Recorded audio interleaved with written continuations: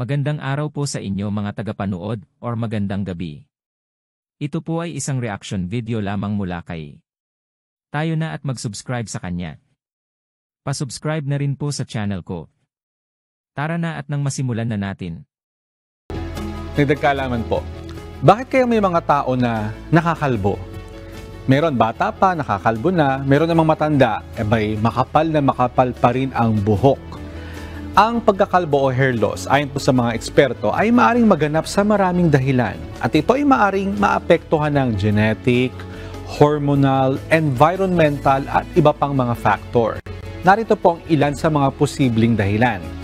Isa sa pangunahing dahilan ng hair loss ay kung may kasaysayan ng ganito po sa pamilya nyo. Mataas ang posibilidad na ikaw ay maapektuhan din.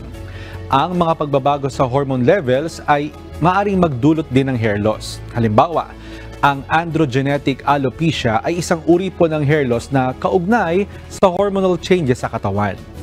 Ang matinding stress, maaring maging isang factor din ng hair loss. Ang stress ay maaring magdulot ng temporaryong pagkakalbo, isang kondisyon na tinatawag na telogen effluvium. Ang ilang environmental factors tulad ng masamang kalidad ng hangin, mataas na level ng polusyon o masamang kalusugan ng ating mga anit ay maaring makaapekto rin sa kalusugan ng buhok.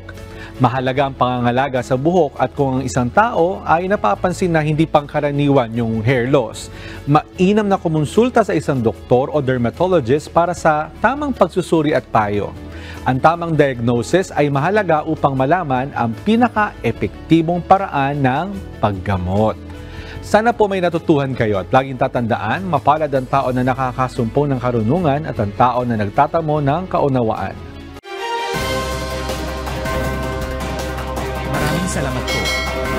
Huwag kalimutan mag-subscribe na po tayo kayo.